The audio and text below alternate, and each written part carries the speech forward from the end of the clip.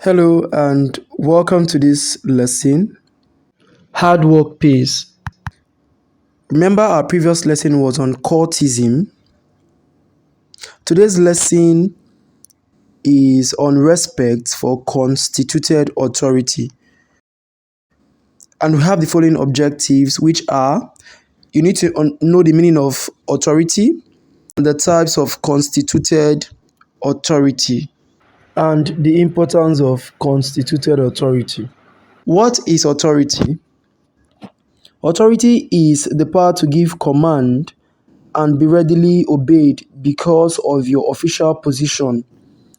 It is also the power to enforce rules or orders on people affected by the rules.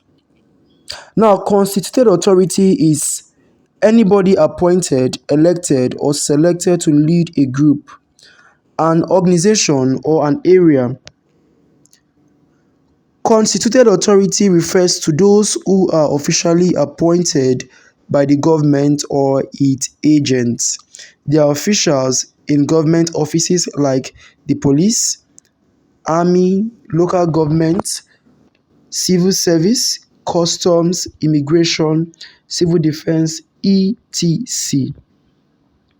At the private level, we also have constituted authority like leaders in private organizations, family, clan, or clubs. They are private bodies that have their own rules and usual practices that are expected to be obeyed or respected. Now, those who enforce such private laws constitute what we refer to as constituted authority. Do you understand? Parents, for example, represent constituted authority over their children and wards. Now, in a formal organization, authority is hierarchically arranged. Others come from the top down the ladder. Now, obedience, on the other hand, moves from down to the top. At the private level, this order or arrangement may not strictly be adhered to in practice. Now, students, let us see the types of constituted authority. Here we have authority in formal or bureaucratic organizations. High-ranking officials supervise those who are lower in rank.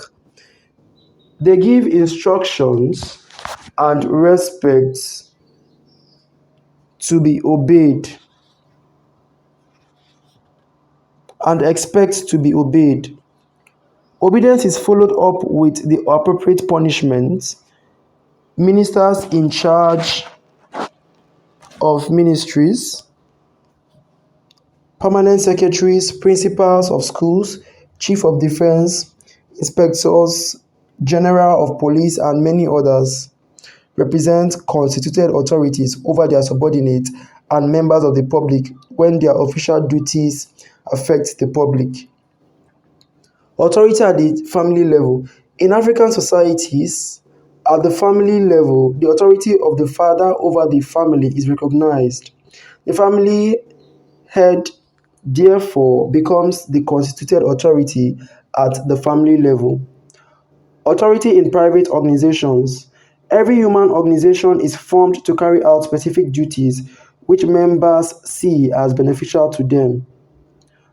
Consequently, laws are made to specifically help in achieving such goals. Such laws are enforced by the leaders of the organization. Those who enforce the laws are known as constituted authority over other members and within the organization.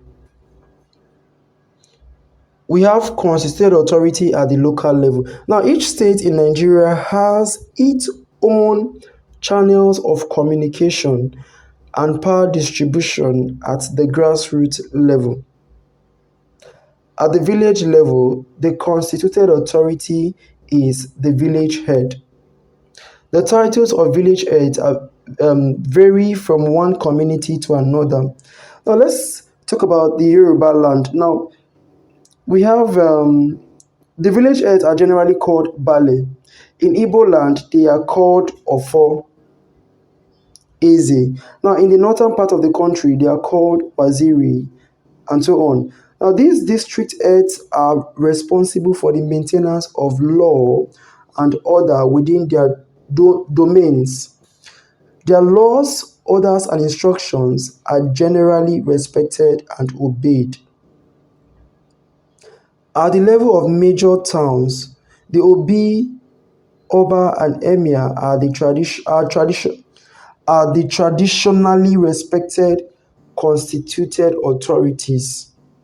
In the eastern part of Nigeria, the traditionally known constituted authority is the Obi or Igwe, while that of the west and north are called Oba and Emir, respectively. Now, prior to the colonization of the country, these traditional rulers wielded enormous power over their people. When the country came under colonial control,